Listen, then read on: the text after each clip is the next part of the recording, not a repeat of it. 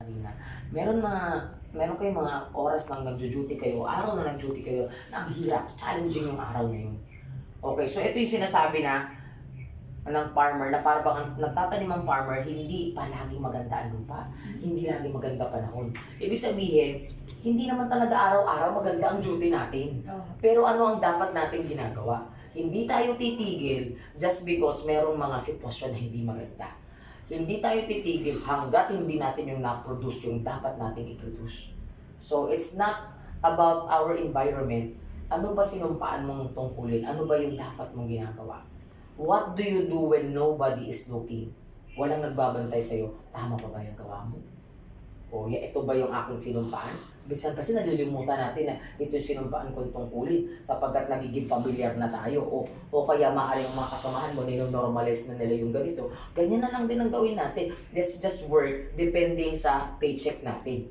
Diba? Pero alam mo sa sarili mo, hindi naman talaga yun tama. Hindi yung 100%. Hindi mo na ibigay ang yung 100%. So sabi ni Lord dito, huwag daw natin gawin yun. A farmer knows there are no quick results, but he must be patient. Maging matyaga pa din tayo. Sabi dito, a diligent workman knows how to work hard and work smart. He is a problem solver and finds solutions rather than a problem finder. He also extends his services even if it's not asked of him. O, ang diligent workman daw ay problem solver. Hindi tayo nagtatagal doon sa problema. Nag-iisip agad tayo. Bagkus nag-iisip agad tayo ng solusyon. Hindi tayo laging problema ng problema ang mindset. Mag-isip na tayo. Naalala ko yung boss ko dati. Bata pa ako noon. Supervisor ako sa isang event. Event organizer kami. Sabi niya, Maya, huwag kang nagpo-focus sa problema. Kasi sabi ko, ito yung mga dahilan ka ito nangyari. So parang nagrarason ako, pero may rason talaga ako. Tama naman talaga, na-delay po kasi ito po, ang tagal po binigay yung permit, so ganito ang tagal ko natin ako pag-set up, ganyan. Sabi niya, it's okay, client yun, siya yung client. Bakit client siya? Tapos ito ang mga dinadahilan mo. Ang dapat mo sinasabi sa client, don't worry, ito po ang nakita kong solusyon. Dapat solusyon ka, nagpo-focus, hindi dun sa dami ng problema. O, yun ang hindi ko malilimutan. Ang pangalan niya ay si Sir Lee. Si Mr. Lee, naliligaw pa lang siya sa akin noon. Nag-boyfriend pa lang kami noon. Si Sir Lee, yan ang sinabi niya sa akin. Ang sabihin mo sa akin, solusyon, hindi problema. O, dapat nga naman gumagana yung critical thinking ko, di ba? So, sabi daw dito, huwag ka nagpo-focus sa problema na dito sa departamento, problema ng inyong trabaho, kaakibat ng inyong trabaho, focus ka sa solusyon. Lift your spirit. Kung down na down ka, ikaw na mismo mag-lift ng spirit mo.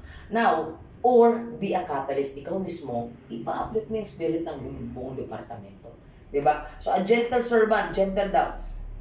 He is dedicated to his work. He makes sure that he is upright in conduct and character. He is courteous and gentle in his manners. So, regardless kung ikaw ay naging biktima ng hindi magandang sitwasyon, dapat hindi mawala yung pagiging gentle spirit natin, yung conduct and character natin, hindi masisira ng mga sitwasyon na hindi maganda.